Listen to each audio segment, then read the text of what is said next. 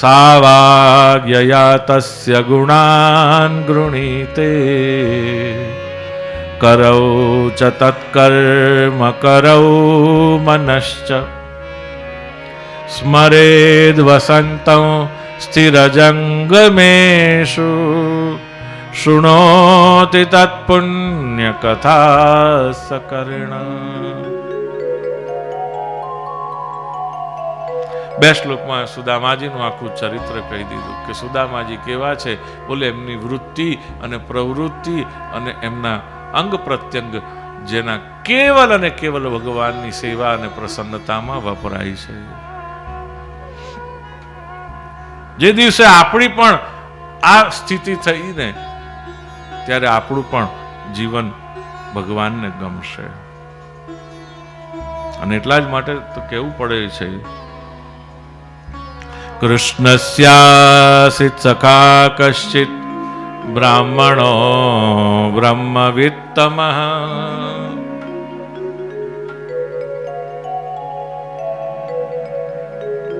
કહે છે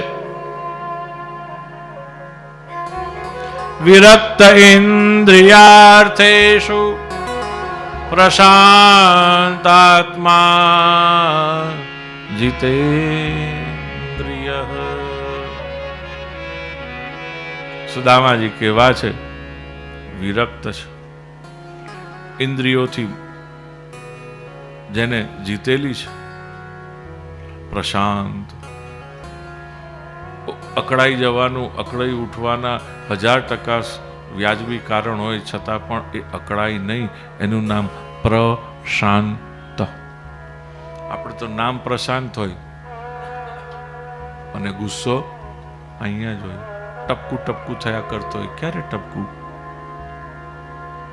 નામ આનંદ હોય પણ હંમેશા મોઢું ઉતરેલું. નામ શાંતિ હોય પણ સૌથી વધારે અશાંતિ આપણે જ સર્જતા હોઈએ.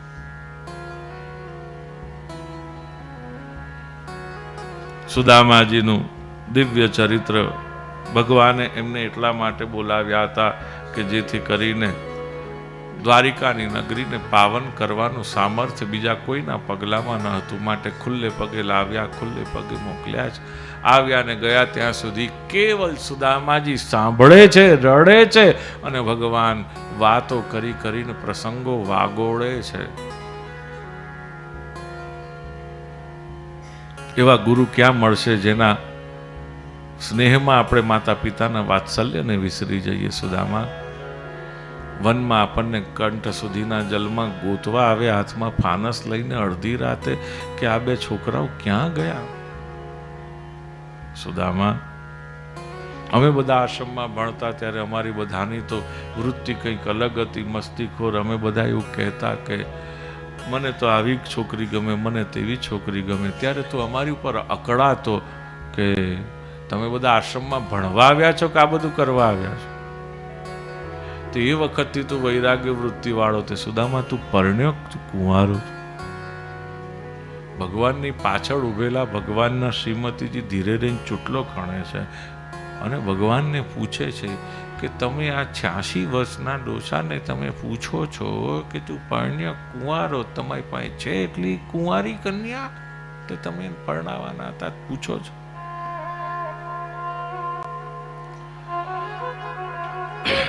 હે સુદામા, મારી ભાભીએ શું મોકલ્યું છે મારે માટે? કિમુપાયન માનિતમ બ્રહ્મન મે ભવતા ગૃહાત. તમે ઘેરથી કઈ લાવ્યા? 4 મોટી પૌવા. આમ તો વિરક્ત એટલે કોઈ દી કોઈને ત્યાં જાય નહીં, માગે નહીં, પણ એની પત્ની આજ પહેલી વખત નીકળી અને 4 ઘરેથી એક મુઠ્ઠી પૌવા લાવી અને પોતાના વસ્ત્રનું છેડો ફાડી અને એની પોટલી બનાવી અને પોતાના વરને આપે છે, લઈને આવે છે. સુદામા ભગવાનનો વૈભવ જોઈને બગલમાંની પોટલી છુપાડવા જતા હતા અને ત્યાં ભગવાન ખેંચી લે છે અને ખોલતાની સાથે જાણે જીવનની એની બધી ગાંઠો ખુલી ગઈ. પાદ પ્રક્ષાલન કર્યા છે, જલ સિંચન કર્યું છે, ભવન ઉપર, પોતાના કુટુંબીજનો ઉપર, પોતાના ઉપર પોતે જલ પીધું છે, આચમન કર્યું, બધાને આપ્યું ભગવાને.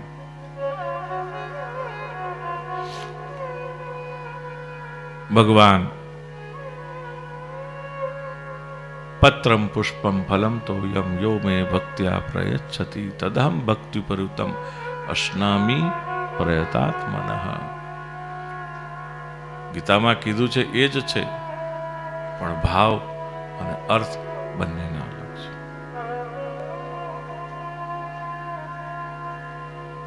સુદામાજી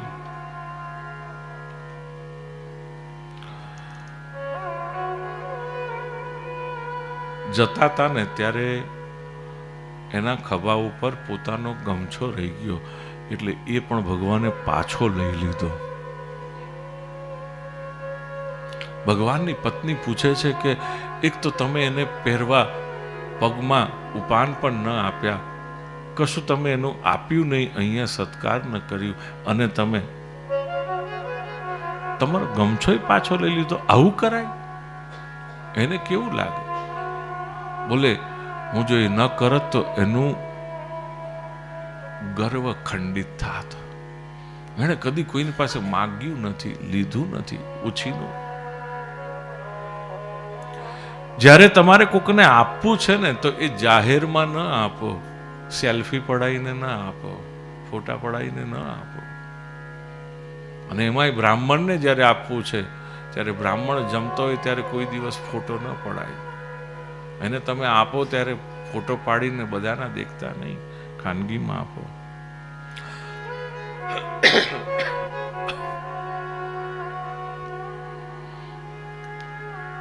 એનું માન ઘવાત કે હું બહુ પૈસા વાળો છું કૃષ્ણ, એટલે એને બધાના દેખતા મને આટલું બધું આપ્યું.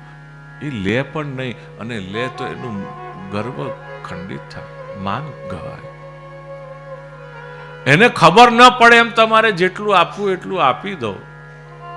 અને પછી જ્યારે સુદામાજી જુએ છે તો પોતાની ઝૂંપડી નથી દેખાતી, પણ શું દેખાય છે ત્યાં? સુદામાજી ભગવાનને ફરિયાદ કરતા કહે છે, કૃષ્ણ તને આપવું જ હતું, આપવાનો તારો સ્વભાવ ગયો નહીં. આપવું હતું તો મને તો પૂછવું હતું કે મને શું જોઈએ, આ બધું મને શું ખપે, મારે આ બધાનું શું કામ?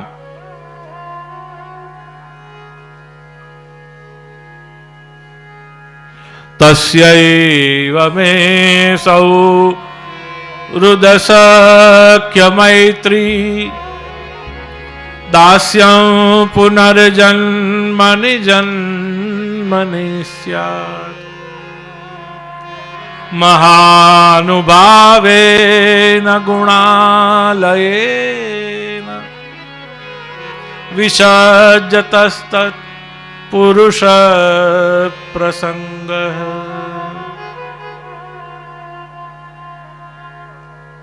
બહુ સુંદર વાત સુદામાજીએ કહી છે. પ્રભુ તને આપવાનું મન થાય ને તો મને એટલું કે આપ, મને શું જોઈએ છે? બોલે અમે તારા સખ્યને લાયક નથી, તારા દાસ બની શકીએ તો પણ ઘણું છે વાલા, પણ તને જો આપવું જ હોય તો એવું કર વાલા કે જન્મો જન્મ ભગવદ સેવા, જન્મો જન્મ ભગવદ સેવોપયોગી દેહ, અને જન્મો જન્મ ભગવદીય જનોનો સંગ, કે જેનો સંગ કરવાથી અમે ભગવદીય એટલે કે ભગવાનને ગમીએ એવા થઈએ, ભગવાનને ગમીએ એવા થઈએ બસ.